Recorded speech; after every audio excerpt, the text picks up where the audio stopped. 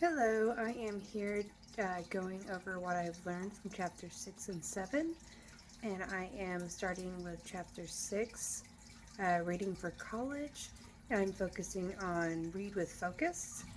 You need to read with focus, figure out what info is most important while you're reading, uh, and the following tips will help you focus and get the most out of the information while you're reading.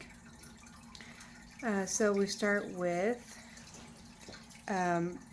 make up your reading material, or mark up your reading material here. Annotate with examples, drawing symbols, and writing quick summaries in your own words can help you retain the information while you're reading. Highlighting and underlining while you're reading is also helpful, but you have to make sure you don't overdo it. You don't want to mark up too much. You want to focus on the main ideas.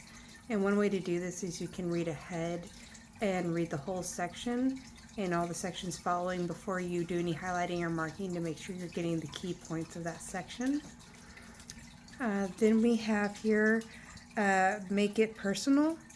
So look for connections between what you're reading and your real life. I use this while in my nutrition class all the time, focusing on my reading and applying that to information I've gotten before that may not be right, or focusing on nutrition in real life and thinking about what I do typically before I had that information. We also have think critically about what you read.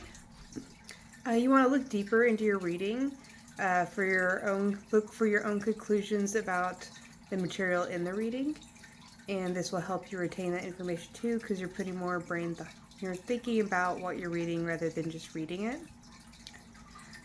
We also have clarify if there's anything confusing in the material. So you may want to go back and reread if there's anything you don't understand. You can also look up words that you may not totally understand or couldn't get context from. You can also go forward in your reading to see if information there clarifies what you're not understanding, or you can even look through your notes and see if that can clarify things. And last but not least, especially, you can ask for help from your instructor or another student in your class to help clarify something that you may not understand. Over here we have boost your reading efficiency. And so with that, you're looking at, you want to sharpen your powers of concentration. You can use brief reading goals to help avoid being overwhelmed while reading, so to kind of break up your reading. You can take a break and move around and before you get back to your reading to help you refocus your reading. You can read with speed with different tips like reading in chunks, focusing on groups of words at a time instead of each individual word. You can point and focus on a sentence at a time and then use that to help you read in chunks. I personally have never done that. I will skim every now and then if I need to get through some reading quickly, but I'm not good at reading in chunks, and that's something I'm going to practice. Now in chapter 7, it is taking effective notes, and I am focusing on experiment with note-taking methods.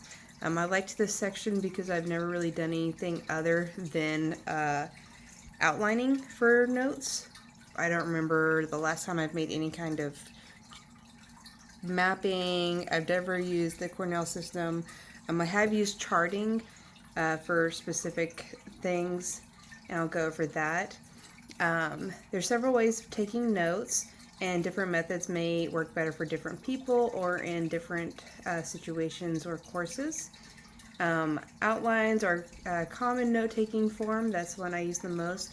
And basically you're going to start with a main idea, and the book recommends using Roman numerals to mark those. Second level, you can use uppercase numbers or bullet points. the book has you go for letters, numbers, and bullet points, but I kind of go all over the place with that depending on what I'm taking notes about and what's going to be going in that detailed information there. The Cornell system organizes each page of your notes into sections. So you'll see here on the left of your page you'll have key points, and to the right is your notes, your detailed notes here, and then also a summary at the bottom. I really like that idea. I want to try that out. I like that it summarizes everything at the end and it's a simple layout. There's also mapping, is a graphical depiction of course material. So there's lots of different ways that can be handy. I feel like it's a little all over the place for me personally, but I could definitely see where it could come in handy in specific material. But what you'll have is you start out with a main point, and you have nodes, and they branch off to more detailed information like connections, details, and then you can go off from there. You can also include symbols and formulas and different things with that. Charts, I think, is one of the most simple ways to take notes. And it kind of, to me, involves categories. So I used an example for my nutrition class when taking notes about different vitamins and minerals. Like we'd start with the name, and then we'd have the function, source, and deficiency causes of that. And that's an example of how you can chart some notes there also. I hope this showed what I've learned from the 2 chapters, and thank you for watching. Have a great day.